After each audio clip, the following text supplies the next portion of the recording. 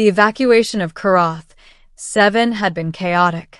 The planet's orbit was destabilizing after decades of mining, and the Karathi citizens had only hours to escape.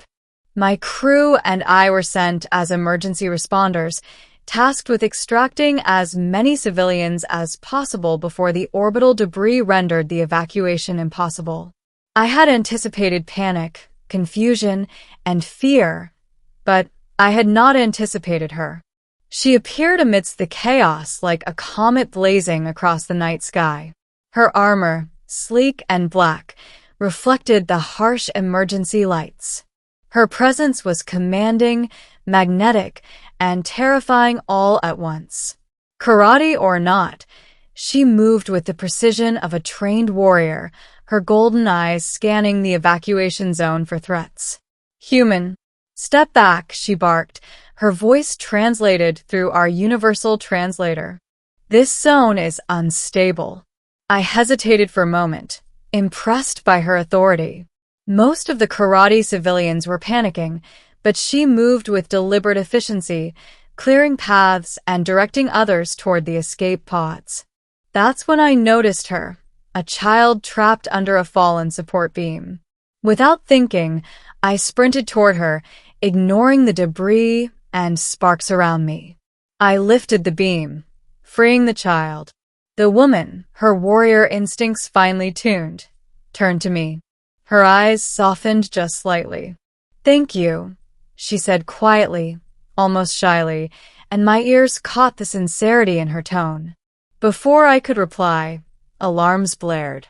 The mining facility's power conduits began to fail. We had seconds before a chain reaction of explosions could trap us all. I grabbed her arm instinctively. "We need to move, now." Her eyes widened in surprise, and she didn't resist. Together, we dashed through the chaos, leaping over shattered metal and sparks that sizzled around us. Somehow, we made it to the central evacuation shuttle, barely ahead of the collapsing structure. Once aboard the shuttle, adrenaline surged, but relief softened the tension. I exhaled and looked at her. She was staring at me, her golden eyes wide, her usual warrior composure slightly cracked. "You risked yourself for a child," she said softly, a hint of admiration in her tone. "Humans are unpredictable." "I do my best," I said, managing a small, humble smile. "But anyone would have done the same."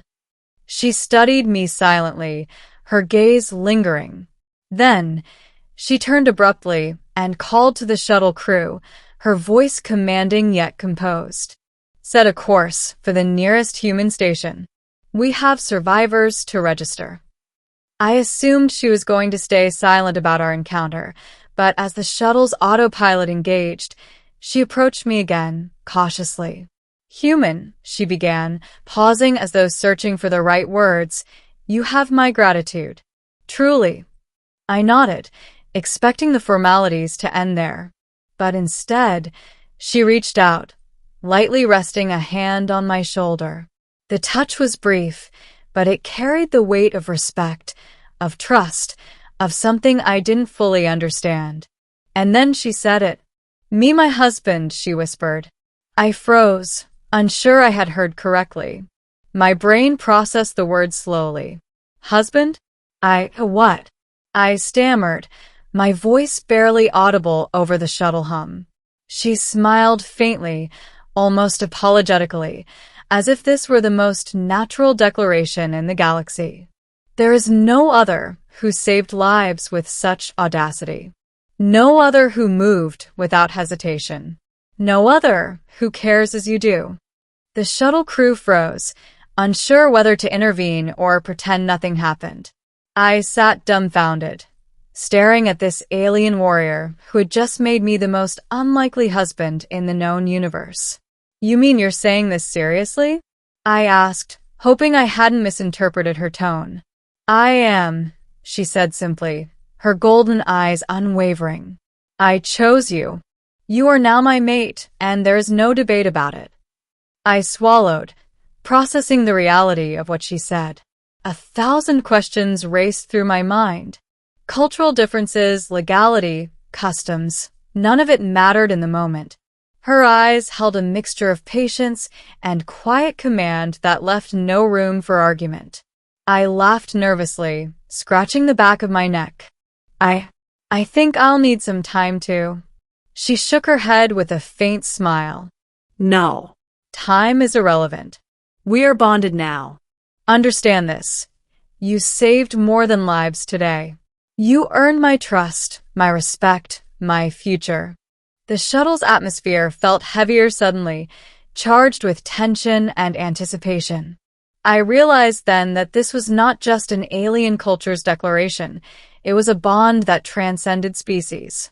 A recognition of bravery, of humanity, of connection that went beyond words. Over the next few days aboard the shuttle, I got to know her better. She was fierce, unyielding, and remarkably intelligent. She analyzed every situation with the precision of a seasoned warrior, but beneath the armor, there was warmth, humor, and unexpected vulnerability. Our conversations were brief, but meaningful, and I found myself laughing more than I had in months. Despite the chaos of the evacuation and the ongoing crisis, a strange sense of calm settled between us.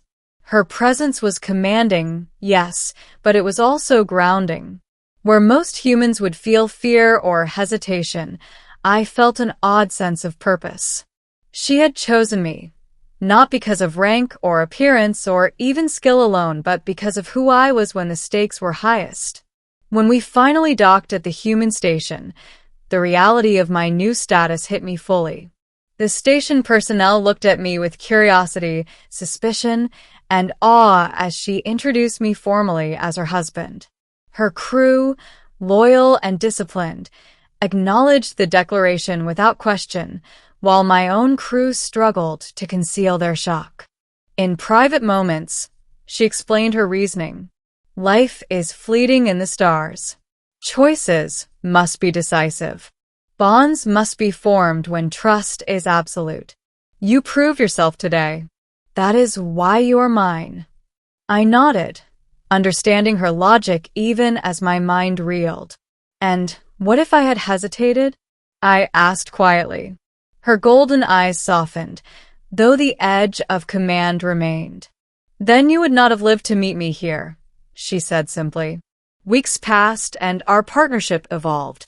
She trained me in her combat tactics, shared her cultural insights, and occasionally allowed glimpses of her humor and warmth.